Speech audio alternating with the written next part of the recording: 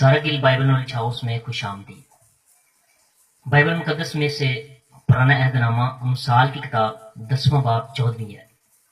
दाना इल्म जमा करते हैं, लेकिन अहमक का मुंह करीबी हलाकत है। I am pastor J.P. Gill from SGBKH। I salute you in the Lord. SGBKH का मकसद तालिब इल्म को बाइबल मुकद्दस की तालीम फराहम करना है। आए हमारे साथ मिलकर बाइबल मुकद्दस की तालीम को उम्दा और बेहतर निज़ाम के तहत पुरअमन माहौल में सीखें। हमारी खिदमत इब्रानी ज़ुबान, अंग्रेज़ी ज़ुबान, उर्दू ज़ुबान और मसीही तारीख। खुदावंद हम सबको बरकत दे, आमीन। प्रोग्राम सच्ची बातें, अनवान दिल, हवाला अमसाल किताब 4 बाब 23वीं है। इब्रानी ज़ुबान में लेब, इंग्लिश ज़ुबान में हार्ट, अरबी ज़ुबान में कल्ब, यूनानी ज़ुबान में कार्डिया।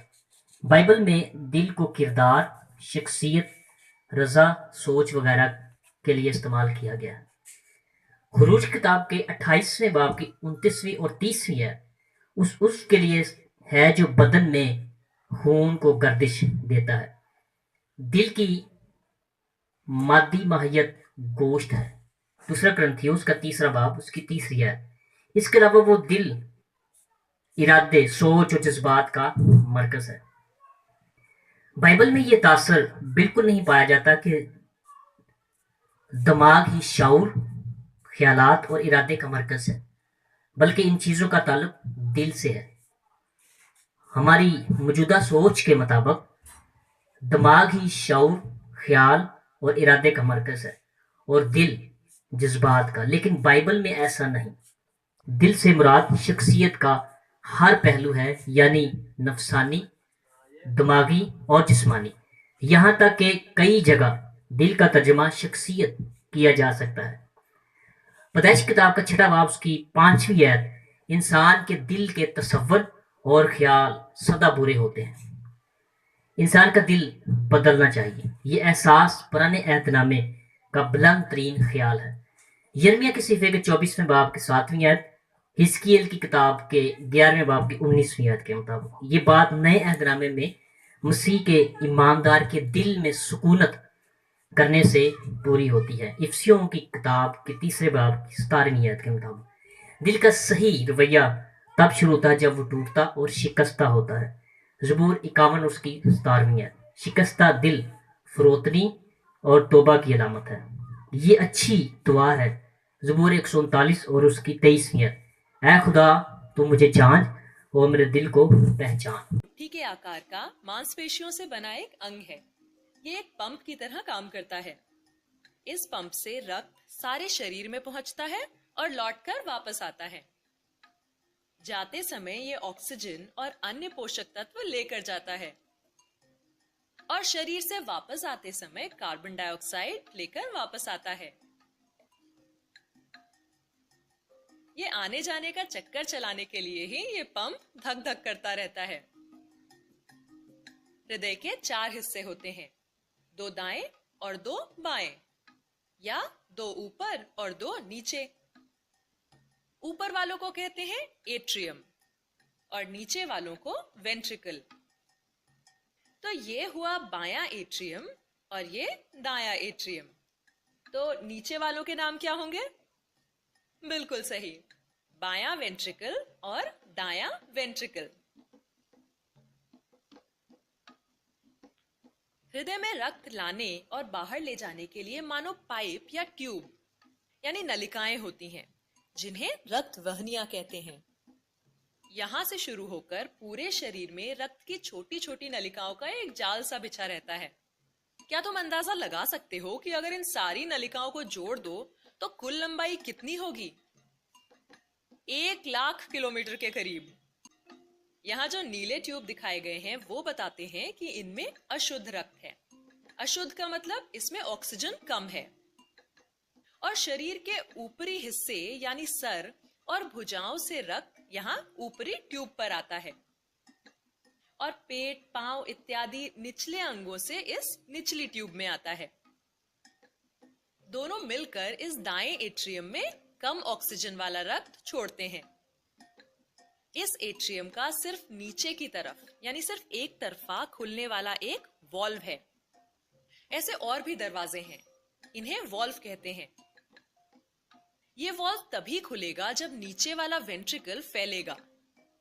तब अशुद्ध रक्त यानी कम ऑक्सीजन वाला रक्त वेंट्रिकल में आ चुका होगा और उसके पीछे वाला वॉल्व बंद हो चुका होगा, यानी वो उल्टा नहीं खुलेगा। लेकिन वेंट्रिकल का ऊपर की तरफ खुलने वाला एक और दरवाजा है। जब ये वेंट्रिकल सिकुड़ेंगे तब जैसे एक पाउच को दबाने से अंदर का द्रव या पेस्ट बाहर निकलता है, वैसे ही यहाँ रक्त इन बाईं और दाईं ओर से नीली ट्यूब से बाहर चला जाएगा। लेकिन ये बाहर जाके आखिर जाएगा कहाँ? बाकी शरीर में नहीं, बल्कि फेफड़ों में। एक नीली नलिका दाएं फेफड़े में रक्त ले जाएगी और दूसरी बाएं फेफड़े में। फेफड़ों में छोटी छोटी नलिकाएं होती हैं, जहां इस अशुद्ध रक्त की मुलाकात ऑक्सीजन से भरपूर हवा से होगी। ये वो हवा है जो हम जब सांस लेते हैं तब अंदर आती है। अब ये रक्त लाल हो जाएगा क्योंकि अब इसमें ऑक्सीजन आ चुका है। ये लाल रक्त फेफड़ों से एक बार फिर हृदय की तरफ जाएगा और हृदय में बाएं एट्रियम में अंदर आएगा। यहाँ पर भी एक तरफा खुलने वाला एक वॉल्व है। जब वेंट्रिकल फैलेगा तब यह शुद्ध लाल रक्त वेंट्रिकल में खींचा चला आएगा और जब वेंट्रिकल सिकुड़ेगा तब यह ऊपर खुलने वाले वॉल्व से बाहर सिर, भुजाओं के लिए, पेट और पैरों की तरफ जाएगा।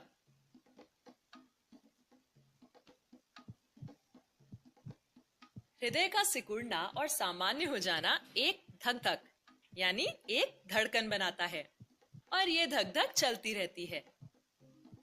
रक्त शरीर भर में पहुंचता रहता है और लौटकर वापस आता रहता है।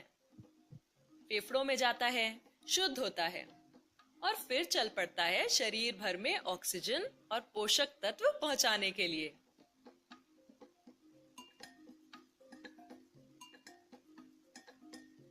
शरीर से वापस आता है कार्बन डाइऑक्साइड लेकर, जिसे छोड़ देता है फेफड़ों में। तो ये थी कहानी हमारे रक्त परिसंचरण तंत्र की, जिसके कारण हम जीवित रहते हैं। अमसाल की किताब में ये लफ्ज 90 से ज्यादा बार लिखा गया है और 1000 से ज्यादा बार ये लफ्ज कलाम मुकद्दस में लिखा गया है। उर्दू में जिस इब्रानी लफ्ज का तर्जुमा दिल किया गया है वो लेब है, लेकिन बाज दफा इसके अलावा इब्रानी अल्फाज का तर्जुमा भी दिल किया गया है। उर्दू में अमसाल की किताब में पाक कलाम की तालीम को दिलो जान से ढूंढने, कान लगाने, दिल की तख्ती पर लिखने, दना दिल बनने, रहम दिल बनने, फ्याज दिल बनने, दिल से नेक होने, दिल से मुतमिन होने, खुश दिल होने, शादमान दिल होने, होशियार दिल होने, साफ दिल होने, दिल से फरोतन होने की तालीम दी गई है। अमसाल उसका 3 बाब उसकी पहली आयत में लिखा, ऐ मेरे बेटे मेरी तालीम को फरामोश ना कर, बल्कि तेरा दिल मेरे हुक्मों को माने। अमसाल 3 बाब उसकी 5वीं आयत में लिखा, सारे दिल से खुदावंद पर तवक्कुल कर और अपने फहम पर तकिया ना कर। अमसाल 15वें बाब की 7वीं आयत में लिखा है, दनाओं के लब इल्म फैलाते हैं पर अहमकों के दिल ऐसे नहीं।